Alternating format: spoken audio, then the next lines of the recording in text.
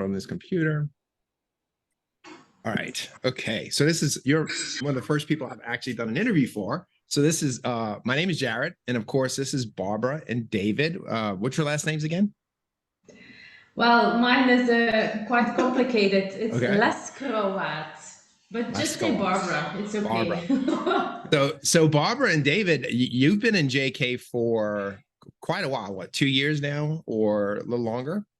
Yeah, a little longer. Do y'all remember we started in I think September 2021. Yeah, true. Okay. Yeah. Okay. So yeah, I'm actually going on my 4th year. So I started January of 2020. So in a little bit of background, we were in teams together for one of the things. Teams was something we did, and I think y'all were just kind of getting started in the process at that point, correct? Correct. I think to enter, we needed to have how many lead gen websites to participate? No, I think it was 10 done for you lead gens, and then I think then it was like 100 due diligence or something like that to enter, right? I remember we were thinking, oh, 10, oh, 10. Do you remember that? Yeah. Where 10 lead gens was a big deal, right? And so it was a training that we did so that we could just help people obviously elevate their business, right? Just a little bit of a push. So what did y'all think when you heard, 10 websites, 100 due diligences just to get into teams? Did it seem overwhelming for you guys at first? Well, not the site's not so, but the due diligence was a lot of work. That was really a hustle to get everything filled in. So it took some time. Yeah, and also we've just started, and we were very, very, very eager to grow and to go. So we were very motivated, and we thought, 10, how are we going to do it? I think we just made 1 or 2 websites. I think 5. Or 5, yeah. So was exciting times. So I know it seems like yesterday, because it still seems like yesterday when I first started. And kind of give us a little bit of a background. I come from a construction background, but I think both of you guys were teachers, correct? Yeah. Well, okay. I was an IT guy at school. I worked as IT. So I have a background of let's say computers and hardware and websites a little bit. So that was a little bit of an advantage. But Barbara is indeed a teacher. So but we are very how do you say complementary? Yes. Well, we feel you complement each other. Yeah. We complement each other. Yeah, where she's short, you're large, and when she's large, exactly. And so y'all are actually from Belgium, correct? Yes. So do most of your lead generation or projects, are they in Belgium? Are they in the United States? Are they different places? No, all of them are in Belgium. Okay. Everything is in Belgium. Yeah. We wanted to try it in our native language because we thought that was an advantage, and also when we thought if we have sites and we want to read them, we want to rent them out, and we have to search clients. It's more easy if you can do it in your native language. So that's why we tried in Dutch in Belgium, let's say. Yeah. Okay. So and it works. Yeah, and so that's great for all the people that are looking in and saying, "Hey, does this work?" Because I talk to new students all the time, and so I've actually used you guys as an example. But people ask, "Hey, can this work in Australia? Can it work in the UK or Ireland?" And honestly, it's anywhere there's really a business. Obviously, we can help those businesses generate leads. So when you first started, both of you were working full time. About how much time did you commit to the business, per week? I know obviously that changes and alters, but as an average per day or per week, how much time did you put in? In the beginning, you mean? Mm-hmm. When you first started your process, as you were starting. That was hectic. We worked 2 jobs. We worked full time in school, and then I mean, I woke up at 6 a.m. I worked until, let's say, 7:30, 8 o'clock. And then I went to my work, to school. And then I came home and I worked on JK. And also in the weekends. In the weekends, we holidays. Both, in the weekends, we both worked, I think, 20 or 22 hours. Okay. Non-stop. And then it was Monday again. So then it all began again. So I think we worked, let's say, 20 to 30 hours extra on our day job. Yeah, the first year, we did. Per week. Yeah. And I think that's probably about the average that I did as well. And so, coming into this, how long did it take you, which path did you take? Obviously in this skill set that we learned, right? We can do websites, we can do SEO, we can rank maps, we can generate leads. And a lot of people go in different directions. Did y'all stick strictly with the lead gen, or did you mix it up? Did you get any kind of SEO clients? What was your kind of method to grow your business? What was the process? We started with the lead gen websites, and then we rented them. And that was our core business the first 2 years, I think. First year and a half. Yeah. But then more and more clients, they ask us, hey, can you do the same with my website? So we did, and then we tried to find new clients, because that's quite easy. If you know how to do it, you can do it for everybody.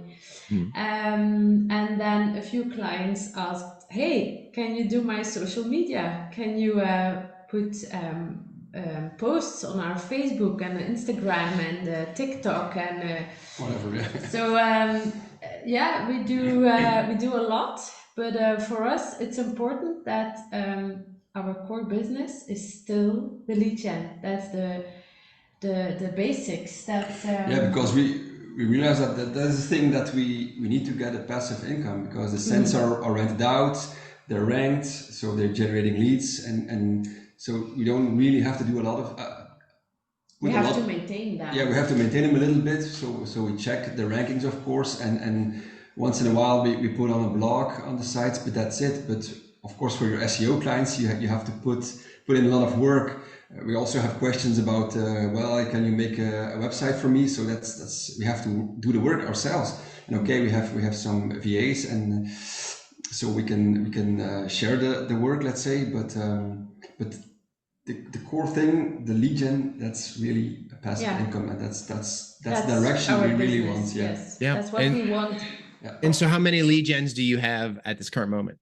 Like 41. 41. Okay, awesome. So that's 41 lead generation sites. I'm assuming, not all of them have clients, but you're just keep on grinding, right? Okay. And so, I mean, you're doing kind of just like, everyone else. I mean, I had someone call me a few minutes ago that I pitched a website probably a year ago, and he's like, hey, I'm ready to go. So, but lead generation is the one that always kind of brings back in the passive, right? The passive growth. And so, and the thing is, we use the let's say the money from the SEO clients and the website builds to finance our lead gens, let's say. So all the costs we have to set these things up, and maybe a little bit the backlinks and stuff. But that's the way it works. We invest the money that we earn, and we put it in the lead gens, and that's the way we grow, and we keep investing. Yeah. So you're using your capital, right? And using that as a leverage and a lever for time, right? The quicker, if you can purchase a couple good backlinks versus having to find a couple of backlinks or get things done for you, that you could focus on more, either enjoying your financial freedom or enjoying your time freedom, still while building your business and then taking a part, obviously, to enjoy life. Have y'all kind of taken that? Do y'all feel like you have hit a different stratosphere from where you were, not only just obviously financially, but just successfully as entrepreneurs, as business people? How has your education grown just in the since 21 September of 21? Yeah, we started with a lot of doubt, because we didn't know if this was going to work. Obviously, it's an American training, so we weren't sure that we could pull it off here in Belgium. So we were very in doubt and a bit insecure. And in the meanwhile, we started an agency. We have people who work for us, so we need to be, we feel like we're real entrepreneurs. So that's a very big difference, and it shows. It shows in the way we are and the way we work, and it's I have the feeling sometimes that, like, when we started, we were in let's say kindergarten, and now we're in let's say university, because we developed ourselves as human beings in the way we look at business, at life. So we have grown a lot. Also personally. Personally, Yeah, I think that's what this business does for you, especially when you increase your, I guess, your ceiling, right? You know, a lot of us have hit ceilings of finance or success. And then once we start to creep up past that ceiling, it becomes relevant to, at least to me, to a lot of us, that I have to get a little bit smarter, right? I have to understand how to work and manage employees and things like that to get to the next level, versus, you know, when we first started, where do I find a free backlink? You know, and I'd love to know, what was your biggest struggle? So there's a lot of people in the group that don't have a partner like you guys partnered up together to do this business.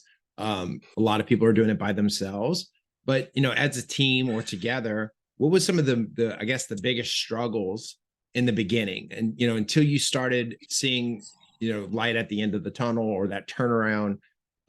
What was some of the biggest struggles? Was it sales? Was it prospecting? Was it the research? I think it was definitely sales, because in the beginning you are trying to sell something, and actually you don't really know what you're selling yet. Because you can make an assumption, and you have an idea, or you think you have, and then you have to convince someone else. So that was it was quite difficult, I think. But For the sales. well, because we couldn't, we didn't see the value ourselves yet. No. And that came along later in the process, that now we know what our site is worth, and what's the value of it. But in the beginning, you have to sell leads, or you have to try to sell your lead gen, let's say rental lead gen, and you don't know what you're offering. Right. And so once your belief system changed, and all of a sudden you realized how valuable you were, sales became a little bit easier, correct? Because then you believed in it more than obviously they believed in it, right? And because you have more experience and you gain some confidence, and so that was difficult in the beginning, and also finding clients. But that's always, how do I say it? It's not so easy to find clients here, because of course you have to do a little bit of cold calling, because you have a website, he's generating leads, so you call someone. I use the strategy a lot when they're using Google Ads. So that's you know, I see you're doing ads. Well, I can give you also some leads. Are you interested? And so they gave me the time to do my pitch, but sometimes they just don't see the value. And if they don't see it, if they don't see it, you can't sell it. So I just move on, and I'm already accepted that sometimes I get a no, and that's fine, and I just move on to the next. No problem, no hard feelings. Right. So a no doesn't bother you. So your strategy for finding clients was obviously finding people that were already your target audience, people that are already purchasing either leads or clicks. So you would go into that market and find those people. Did you use anything else other than the Google ads? I know in Belgium, obviously there are different lead generation sources. Like we have Angie's List in the United States, and Google ads, Google guaranteed there as well. I remember we were walking one time, and we were looking for a gardener, and we were walking, and there was a gardener working there, and David just went to him and he said, hey, can I talk to you? So not only the cold calling, but just if you see an opportunity, just you just take it and try to make the best of it. So yeah, that was brave. Yeah. And really quick, you know, I want to know, because I remember the first time I jumped in this program and saw you know, Dan and Tori. What were you guys' first thoughts when you came in? Because I know Dan was still doing the stuff, and you guys met me pretty early on. But is it anything that you have expected, right? I mean, I know you paid a pretty high ticket price to get into this program, with the support, and what do you think you've got the most value out of our entire system? Obviously, like, you know, with the tech support and the group and the different coaching and mentorship, you know, what advice would you give a new student to pay attention to? Because obviously, like, you're in a completely different time zone. It's 11 a.m. here, it's 6 p.m. there. So it was difficult for you. You had to watch the reruns. You couldn't get on when we were doing those things live. You know, but obviously I know you are still very active. What was that process like? Was it through the education, or did you get a lot of help? Did you have accountability with other people, or anything like that?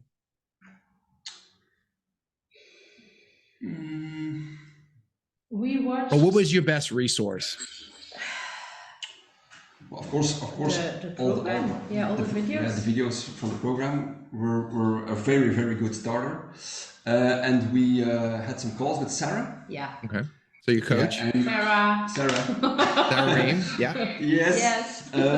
She really, was amazing. Yeah, she was a good coach. Yeah. Because every time we were a little, we had a few questions, not so technical, but about the process or the way we were going, or when there were a few, I don't know, how do you say? Well, sometimes you have everybody has doubts. Sometimes you have a doubt and you think, oh no, and then we had a call with Sarah and she said, guys, don't worry, it's going to work. You get there. Yeah, and she gave some hints and some pep talk. Yeah, and then okay, we can do that, and then we just we moved on, and we kept on working, and it paid off in the end. So Sarah was a big support. I think that's a really good one that everybody has.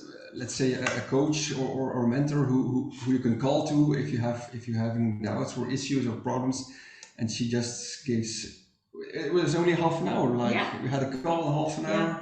She gave us some tips, and then we could move along, and we were really happy. That really helped us. So the accountability, just the accountability and having options. Yeah.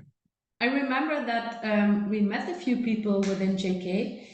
And sometimes we had a Zoom call with them just to talk about the adventures and to compare. Okay, where are you? What have you done? What's the problem? How did you do that? How did you do this? And that was also a big help. And some of them we are still in contact with. Yeah. So I think that's also important that you pick a few colleagues. And that you regular talk with them. And the beautiful thing was, because we were all in the same group, and we just did an outreach to them. They didn't know us. They knew we were in a group, but they were really open, and so that was really amazing. That they shared so much details and important information that we could use to develop ourselves. So that was really so that's when you feel like because sometimes they say in JK we're a big family, and well, you have that feeling if you do an outreach and they say okay let's do a Zoom and we talk about it and they share important information, so that was really helpful. Yeah, very good communication and family. And so what advice, let's talk a little bit numbers, if you don't mind sharing. You don't have to be very specific or in any kind of what niches you're in. But what kind of numbers are y'all guys doing right now, if you don't mind me asking? Is it, per month revenue? Every month, I think now we're around 15K. 50? 15. 15K. Okay. Yeah, 1 5. Okay. Yeah, I think mean, that's 50K is that's, nothing to shake a hat at. 15K a month. Okay, that's amazing. yeah, So yeah. I that think that is something that was different. That a lesson we learned very quickly, that the numbers in the United States are different than the numbers here in Europe. But I think that's something you guys yeah. don't know. So there's nothing you cannot tell us because you don't know. Yeah. So why don't we expand on that? I know like some of our Canadian students and things, you know, if our average client is $1,000 a month here in Canada, it may be $600 a month, just a different type of culture, right? Is it very similar in Belgium where you're getting just lower numbers, or Yeah. what do you mean by that? Yeah, So you're just getting a little bit so. lower numbers? Yeah, a little bit lower. Yeah. Okay. Depending on the niche, Yeah. of course, but and we created a lot of different websites in different niches just to try things. So okay, these are rented out and at a lower price. So that is why. Yeah. But already we learn a lot now. So we have a little bit of a focus. So we know which direction we want to go with our future websites. So, but even the niches that were not home runs or knocks out the park, you still have some of those rented, paying for other lead gen sites, correctly? Even if it wasn't like, oh, this wasn't what I expected, but you know, I have some of those where it's, hey, I have a swimming pool site, pays me $500 a month, but the guy cleans my pool every week, you know, so I make a deal, right? So what advice would you give brand new students that are just coming into the program, whether, you know, specifically, obviously any new student that comes into the program, but maybe even if you're a new student that is out of the country, right? If somebody is, you know, if we point to this video and say, oh, well, here's this couple here in Belgium,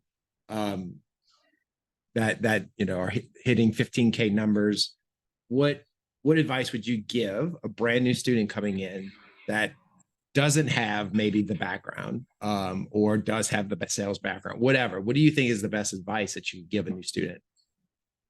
I think make sure you watch all the videos and be patient, have faith, and dream big. That's what we did. I think most of the time we have the feeling that we've just started. We're just at the beginning. That's how we feel. 15K is nothing. Yes.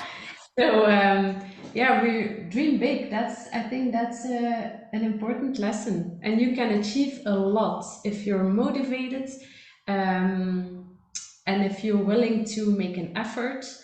You can achieve a lot.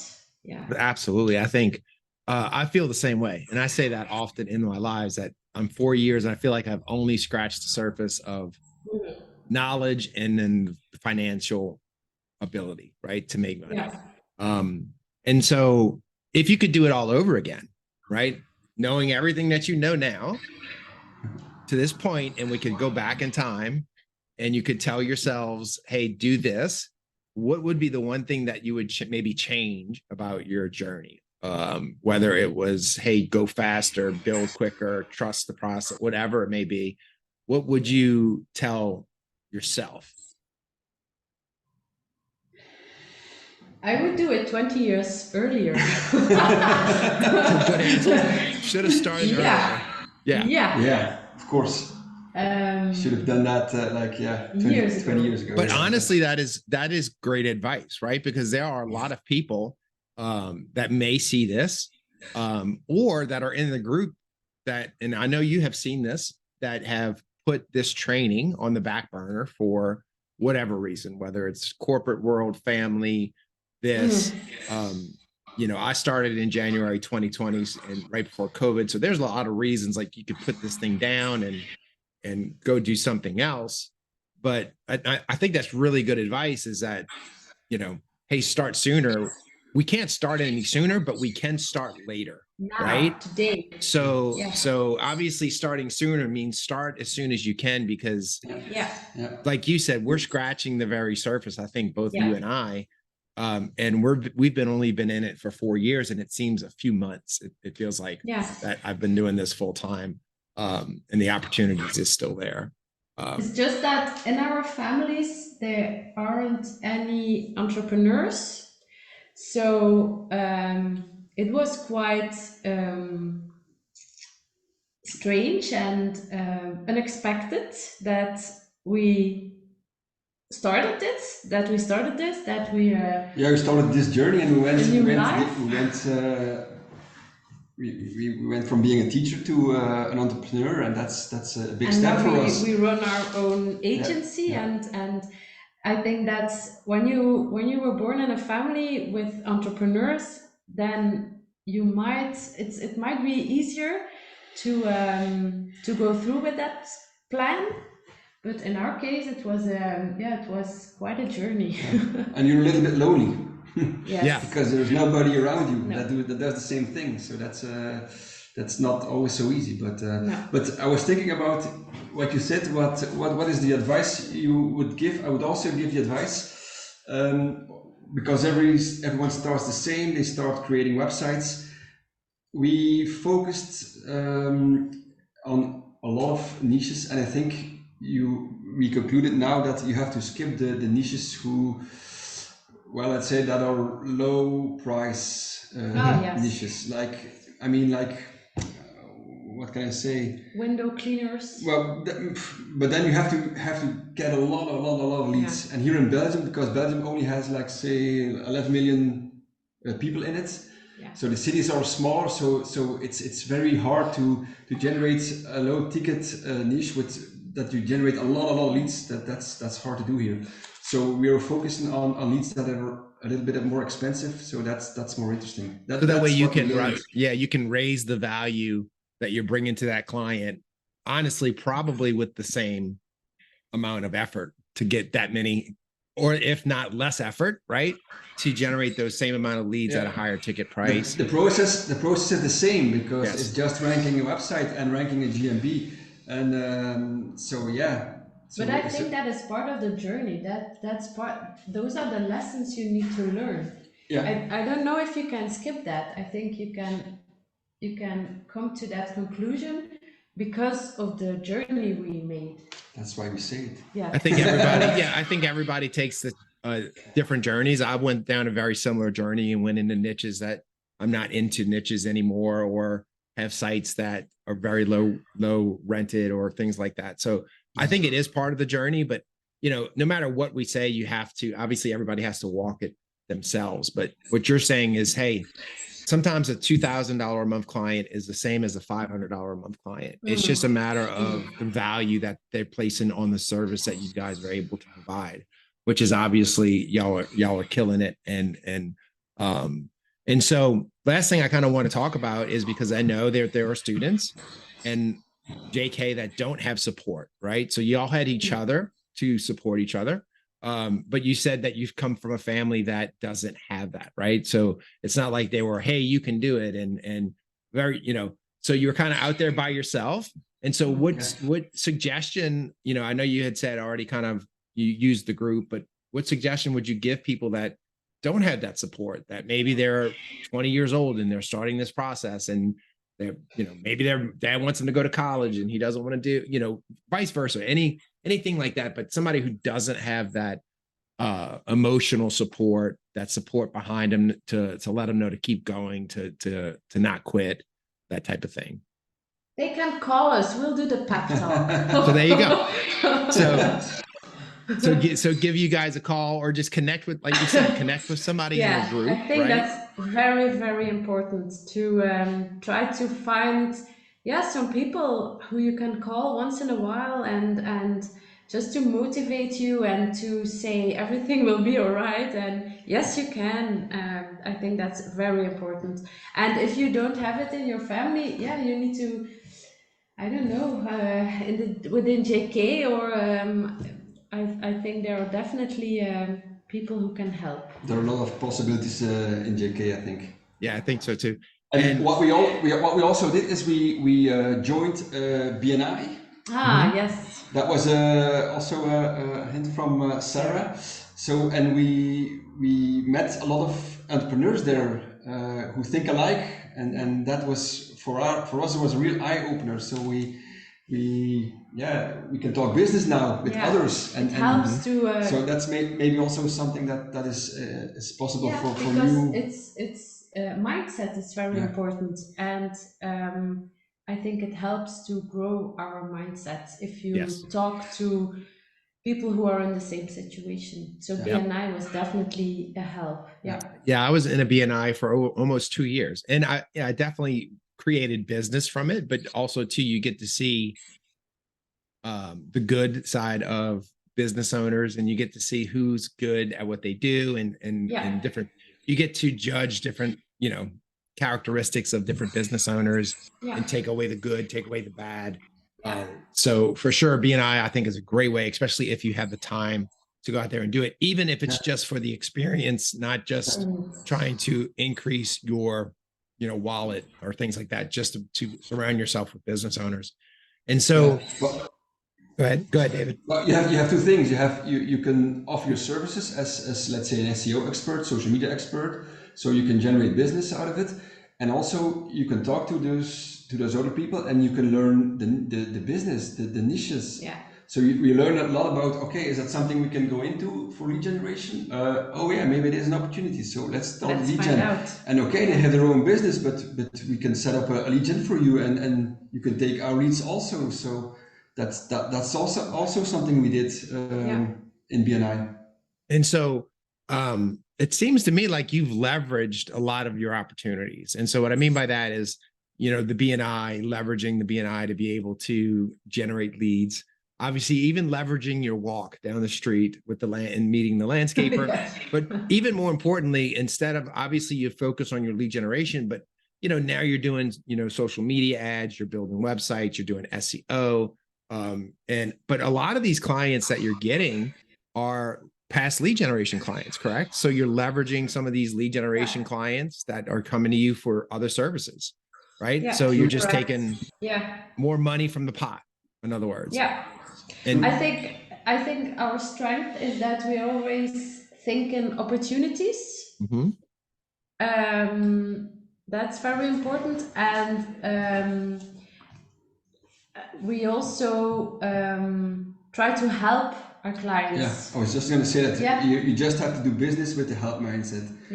You just say, look, I'm going to help you, and I'm going to do this and that for you, and I'm going to generate this, or so you just say, I'm going to help you, and that's what you have to say. You don't have to think in your head, I'm going to sell. No, you just say, you think I'm going to help these people, and then you generate business out of it easily. And I know I've seen videos of Dan where he would talk to business owners or call a business owner and say, and even before he went to that meeting, he'd leave him a 5-star review, or even follow up like, hey, I left you a review, I did this, I wrote a blog about your website, whatever, right? Always willing to just help that person level up, because honestly, and I know you believe this too, because I can see it in you guys, when we first started, we were very nervous and we're just worried about generating leads.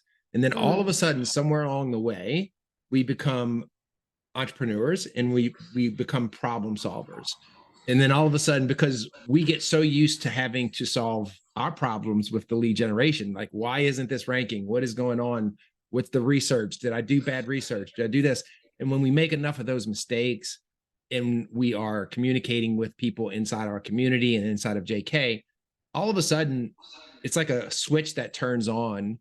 And when a business, sometimes, I don't know if it happens for you, but you can spot problems with business owners relatively quickly, like what is going on in their business, whether it's a lead flow or a sales issue, it's this or that. But then all of a sudden these doors open, and then your mind starts coming up with solutions that 2020 me would never be able to come up with, right? Because just because of the stories, and just because of seeing people do it over and over, and seeing guys like you do it over and over again and repeating that process. But every single problem that we come across, it seems like we find multiple solutions for, and we can get paid for that, right? And you guys can make a really great living off of that. It's just a few months ago we talked to one of our clients, And he said, it's quite simple. I just want my phone to ring. Hmm. Isn't And it we that said, easy? okay, let's do it. And Right. his phone is ringing now, so He said, he's very happy. said I definitely had some, like, say maybe 5 marketing agencies Yeah. here, and they all say, oh, I'm gonna do this, I'm gonna do that, and he says, no, just make my phone ring. Make my phone And we ring. said, okay, we're gonna make your phone ring. Yeah. Right. Uh, And isn't we that did. it? What isn't it so easy sometimes? What is your problem? I want my phone to ring. Yeah. I don't want to be number one on Google. I don't care. No. I want my phone to ring. If you can do that, I will pay you money. It's And that simple. it is that simple. It And is a simple. you guys just kind of rocked it out. So what are your, I'm gonna let you go. I know I already said that once, but that's kind of the preacher in me. I always say I'm going to close and then I ask another question. But what is the next step? So I know one of you are full-time. Barbara, you're still teaching, correct? Yeah. So what's the plan with that? Are you hanging on to that? Are we looking at traveling? What you don't have to tell me if you're keeping a secret. A lot. I like my students a lot, and it's difficult for me to quit because I love my job, my other job. But sometimes it's quite hectic because we also have 4 children together. So 2 jobs, very busy. So sometimes it's But we want to grow. We want to expand. We are going to hire someone. So we have a lot of VAs who we work with. But that's different because we are going to hire someone. So that's a big step here in Belgium. And what are you going to hire them to do? Do y'all implement any of like the done for you services or citations? What are some of the things that you would get a VA to do other than maybe your social media posting? Do y'all still build your own websites and things like that? Let's say we have someone who writes the texts. We have someone who makes the sites. The backlinking I'm doing myself. Okay. That's like there's no one who can do it as good as David. So we cannot find a VA for that. No, not. It's also different in well, of course, in Belgium than in the United States, because you have to find local backlinks, relevant backlinks. The same with you guys. Mm-hmm. And I love it. I like it. I like doing it. I do the backlinking and the sales, and that's it. So that's perfectly. So you've scaled out your business, and so you work. I'm sure you work your business full time. Do you ever feel retired, David? Every now and again, like sometimes I feel retired. My wife still works. I have 4 kids, but there are some days that I do not sit on this computer. I do not answer my phone. And I'm like, you know what? I'm kind of retired a little bit, because the money's coming in, right? I know it's a little different with SEO, but once you get enough of those lead generation properties up, then really the sky's the limit, right? For you guys, be able to do what you want to do. Yeah, but we just realized, okay, we have clients and we love it, but we just realized that the lead gen, that is really the main focus. We just want to build out more, create more sites, create more GMBs, and just keep going and try to scale our business. Yeah, and awesome. And along the way, let's say we scale and we get some extra income. I know that in the future Barbara's gonna, let's say, work less, or maybe just quit at school, and we'll have time to, let's say, to travel a little bit more. Of course, we have our 4 children to take care of, so we just can't say, hey, we're away for 6 months. That's not possible. No. Yeah. But here and there, a little trip and a little bit of holiday and enjoying life a little bit, and that's what we realized, that we have to. Let's say, region to be able to. And was that one of the reasons that you guys joined? What was your pushing force to join the program? Was it? Yeah. It was the passive income, recurring income. Well, let's say, to make a long story short, my mom died that period. So we started in August, and my mom died in July. So she was quite young. And then I realized, what are we going to do with our lives? Are we going to work, let's say 9 to 5 the rest of our life, or are we going to enjoy our life, or try to enjoy life and change things? And we wanted a bit more freedom, I think. Freedom financially and freedom in time, that we can choose when, let's say the sun is shining, we want to go out. We want to drink a coffee and just go out in the city. So that's what we dreamt of, and that is still our goal, to be able. Even so, this weekend, I think Sunday we will work, because it's winter, it's snowing. I think, why not? We will work on a Sunday, but that's okay, because it's our choice. That's right. We choose to work on a Sunday, and that's a big for your difference. future. Yeah. Same thing for me. I'm working tomorrow as well. I have calls, and it, because, hey, if there's nothing else going on, then I'll work, and if not, then I get to do what I need to do. But the freedom is that you have the choice. Yes, absolutely. And I think that's the most important reason why we do what we do. Awesome. Well, guys, I'm not going to keep you any longer. Is there anything else you'd like to add? I just I'm honestly honored that I got to interview you. You guys are my first interview. So I'm super happy it was you guys, because we had that small season when we were in teams together. I should be interviewing Zach and Omar. I think they were in our team as well. They're doing really well. So look for these. This will probably go out either Tuesday or Thursday. So I'll launch it on the Tuesday, Thursday call. So you guys may be getting hit with some messages, if that's okay. Of course. With students, maybe just wanting a little reciprocity and little help. So just expect that for sure. And thank you so much. Stay on the line. I'm gonna stop the recording right now, and we'll go from there. So don't go nowhere.